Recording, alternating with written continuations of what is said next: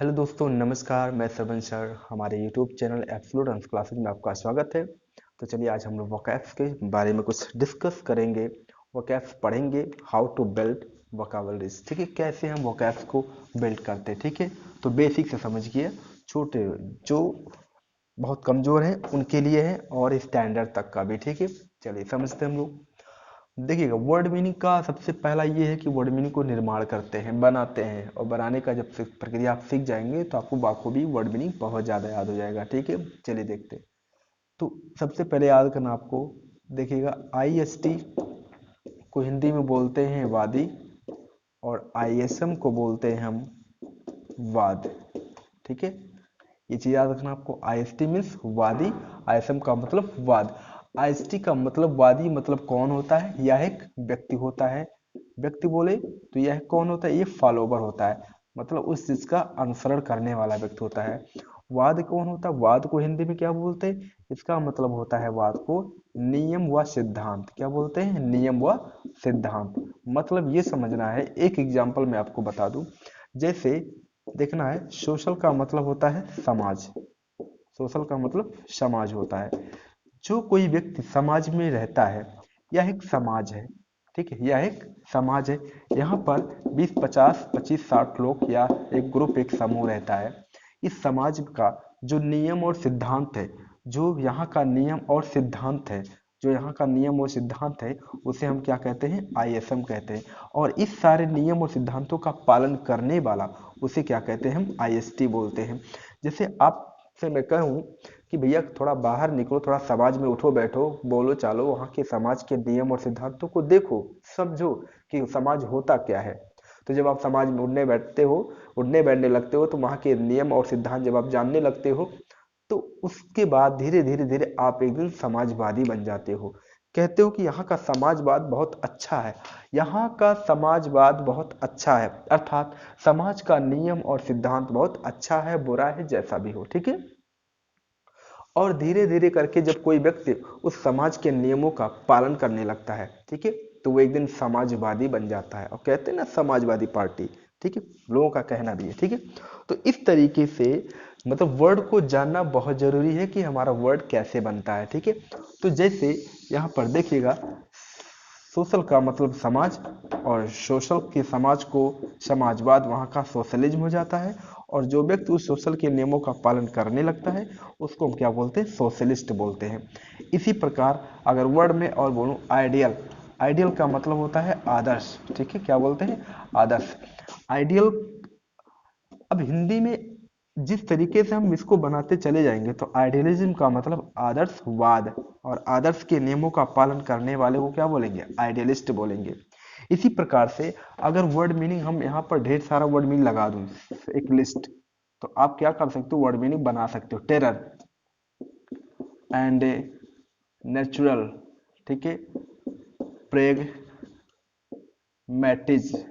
प्रेगमेट, ठीक है, उसके बाद रियल, ठीक, आल, जो अल्टर से बनता है, अल्टर से बनेगा आपका अल्ट्रुइज्म, इसमें बनाएंगे हम वर्ड। एंड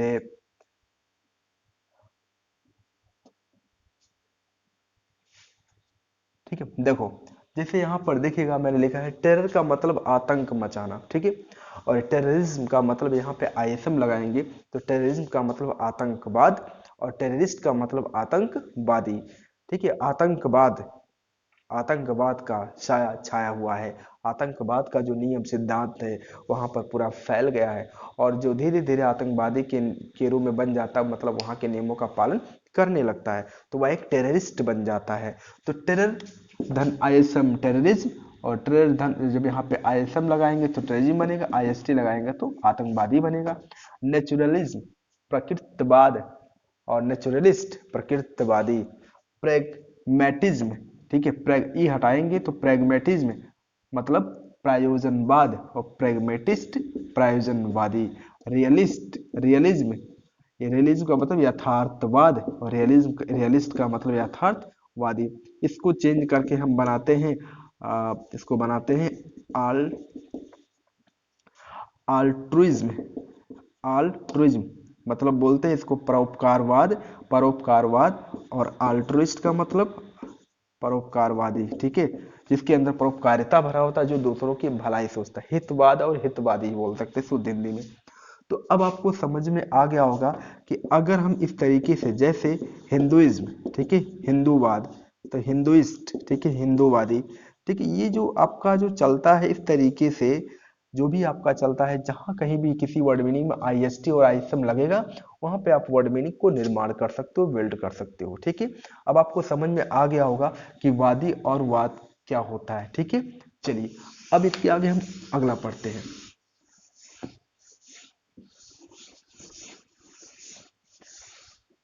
देखो अगला पढ़ाते हैं हम आपको, लॉजी एंड ग्राफी। देखो लॉजी का मतलब होता है अध्ययन करना। क्या होता है? अध्ययन करना, ठीक है। और ग्राफी का मतलब होता है लिख कर अध्ययन करना, लिख कर अध्ययन करना। शुद्ध हिंदी में मतलब अगर हम बोले कि आपने जो कक्षा 6 में मैथ पढ़ रहे थे, तो आपके मैथ वाले सर आपको कहा करते थे कि बच्चों कल से आप ग्राफ पेपर लेकर आइएगा, ग्राफ पेपर में, ताकि हम आपको बता सके कि कहाँ पर, किस गांव में, किस देश की, किस कंपनी की जनसंख्या कैसे होती, घटने बढ़ने की प्रक्रिया आपको सिखाई जाती थी ना। इस तरीके की जो जनसंख्या आपको घटने बढ़ने की सिखाई जाती थी, वो ग्राफ पेपर पर लिख कर समझाने की प्रक्रिया बताई जाती थी। इसीलिए ग्राफी का मतलब क्या होता है? ग्राफी का मतलब होता है राइटिंग, मतलब लिखकर अध्ययन करना। और लॉजी में कैसे चलता अध्ययन, यहाँ पे क्यों लॉजी लगाया जाता है, तर्क किया जाता है? क्योंकि अगर हम वर्ड मीनिंग के, इस वर्ड मीनिंग के निर्माण की बात करें, तो जैसे देखिएगा, लॉजी से आपका बनता है लॉजिक, जिसको बोलते हैं तर्क। और जब लॉजिक से लॉजिकल बोलते हैं ना, तो कहते हैं ना ये तार्किक है। क्या बोलते हैं? तार्किक है। और जब लॉजिक को लॉजिस्ट कहते हैं, तो अध्ययन करता हो जाता है, क्योंकि भाई बोलते हैं ना अध्ययन करता, अध्ययन करता बोले क्या? अध्ययनवादी, अध्ययन करने वाला, ठीक है। और लॉगिज्म का मतलब अभी मैंने बताया कि अध्ययन करने के जो सिद्धांत हैं, ठीक है, अध्ययन करने के सिद्धांत, तो अध्ययनवाद या अध्ययन कर्तावाद याद करना। तो लॉगिज्म अब आपको समझ में आ रहा होगा कि भाई किस तरीके से शब्द चल रहा है, ठीक है। तो लॉगिज्म एंड लॉगिस्ट। इसी प्रकार से यदि हम ग्राफर की बात करें, तो ग्राफी में ग्राफर का मतलब ये भी वाला वाली। एक वर्ड याद रखना, जिस किसी वर्ड मीनिंग में ई एन टी, जिस किसी वर्ड मीनिंग में A N T, E R, O R, I S T, ठीक है, अगर ये सब लगा होगा, तो यह कौन होता है? एक फॉलोवर होता है। कौन होता है? फॉलोवर होता है, मतलब एक व्यक्ति होता है। मैंने आपको इसे पिछली क्लास में मैंने आपको बताया, ठीक है। सब बताएंगे धीरे धीरे करके, पर आप समझिएगा पहले। तो ग्राफर, ठीक है, जैसे फोटोग्राफर होते हैं ना, उसके बाद ग्राफिस्ट, तो ये दोनों मतलब एक ही व्यक्ति हैं, विशेषज्ञ दोनों होते हैं, कार्यकर्ता दोनों होते हैं, करने वाले होते हैं, ठीक है। इस तरीके से जो मैं आपको बता रहा हूँ, ये अपने दिमाग में आप बता लीजिएगा, ताकि हम वर्ड मीनिंग का लॉजी जब पढ़ाएंगे तो आपको समझ में आना चाहिए। जैसे देखिएगा नॉमी, नॉमी का मतलब, नॉम का मतलब होता है नेम। क्या होता है? नॉम का मतलब होता है नेम, नामों का अध्ययन करना, ठीक है। नामों का अध्ययन करने की प्रक्रिया को हम क्या बोलते हैं भाई? नॉमी बोलते हैं, ठीक है। जिस तरीके से भी आपका एक प्रक्रिया आगे इसमें चलता है, तो इस तरीके से आपको याद रखना। अच्छा, अब आपको एक वर्ड आपको अपने दिमाग में लिए रहना है। जैसे यहाँ पर नॉम बनता है, क्योंकि नॉम का मतलब होता ही है नेम। क्या होता है? नेम होता है। जिस नॉम से ही क्या बनता है? नाउन बनता है। मतलब इस लैटिन वर्ड नॉम से ही नाउन लिया गया, और नाउन का अर्थ होता है नेम। अगर वर्ड मीनिंग के स्ट्रक्चर की बात करें, तो नॉम से बनता आपका नॉमनी बनता है। क्या बनता है? नॉमनी बनता है। नॉम से बनेगा नॉमनी, कहते हैं ना नॉमनी करा लो। फिर नॉमिनी से क्या करते हैं? नॉमिनेट करवाते हैं, नामांकन करवाते हैं। नामांकन करने के बाद बोलते हैं नॉमिनेशन, नॉमिनेशन, नामांकन संख्या, ठीक है, या उसके बोलते हैं नॉमिनेटर, ठीक है, नामांकन करने कराने वाला, ठीक है। और एक होता है नॉमेनक्लेचर। नॉमेनक्लेचर का मतलब होता है नामकरण या नाम पद्धति, बोलते हैं नामकरण या नाम पद्धति, नाम रखने की विधि, ठीक है। जिस किसी भी नाउन, पर्सन, प्लेस और थिंग्स के नाम रखने की विधि, उसको नॉमेनक्लेचर बोलते हैं। यहाँ पर देख लो, सब में कॉमन अगर आप देखोगे, तो सब में नॉम आ रहा है। सब में नॉम का मतलब नाम ही होता है। तो ये चीज आप याद रखो, वर्ड मीनिंग में आपका बहुत ही हेल्पफुल होता है इस तरीके से। चलिए तो आगे बढ़ते हम लोग।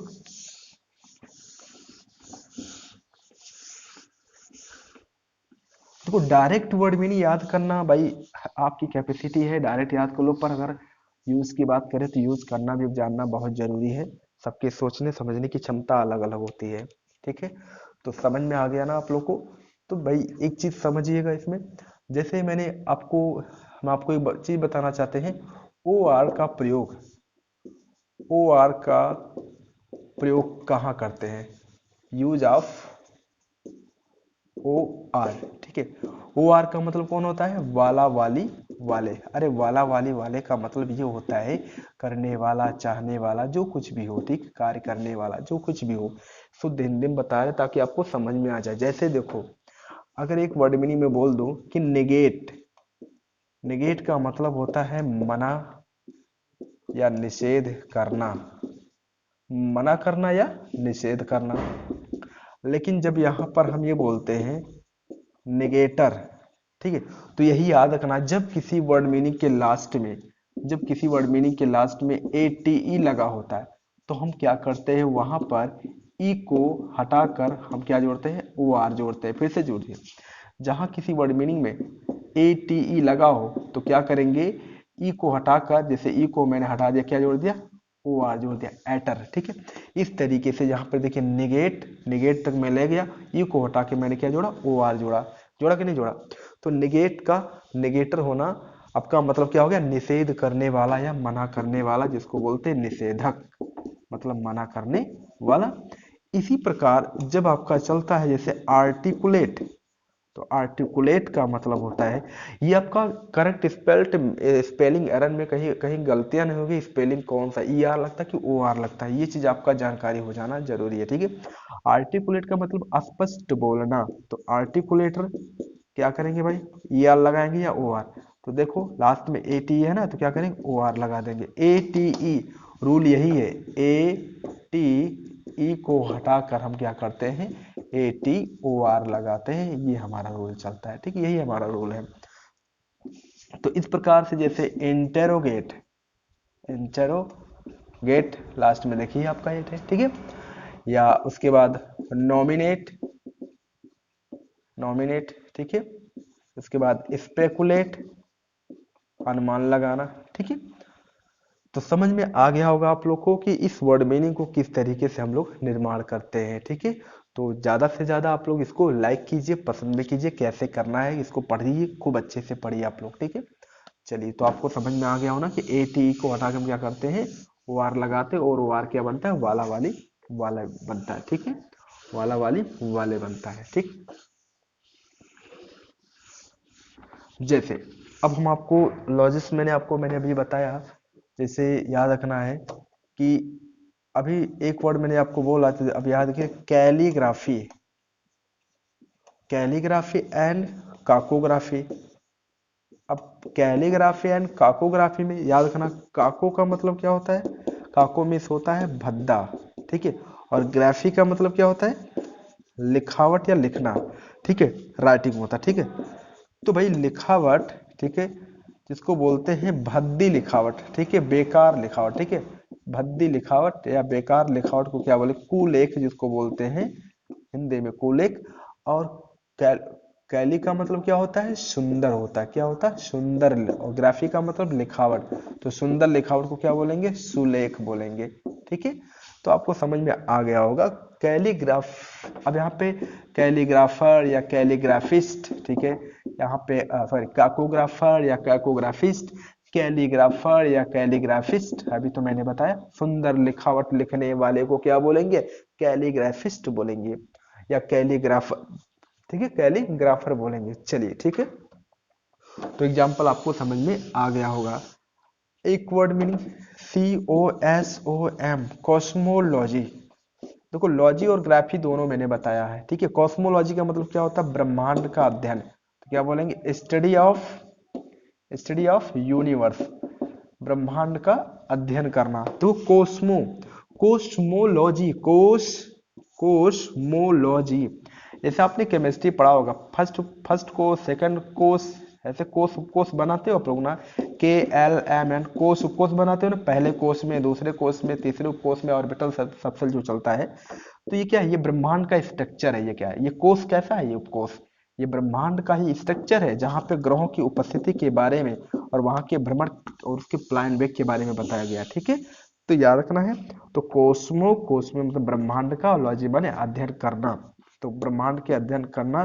और कॉस्मोलॉजिस्ट कौन हो जाता है, कॉस्मोलॉजिस्ट वही होता है जो ब्रह्मांड का विशेषज्ञ या ब्रह्मांड का अध्ययन करने वाला। तो दोस्तों, अगर आपको ये अच्छा लगता है तो ज़्यादा से लोगों तक, उन छात्रों तक की इस वीडियो को पहुंचाइए और हमारे चैनल को जरूर सब्सक्राइब कीजिए। ठीक है, आज के लिए इतना ही। Thank you very much. जय हिंद, वंदे मातरम, stay home and save your life, lockdown number 3.0।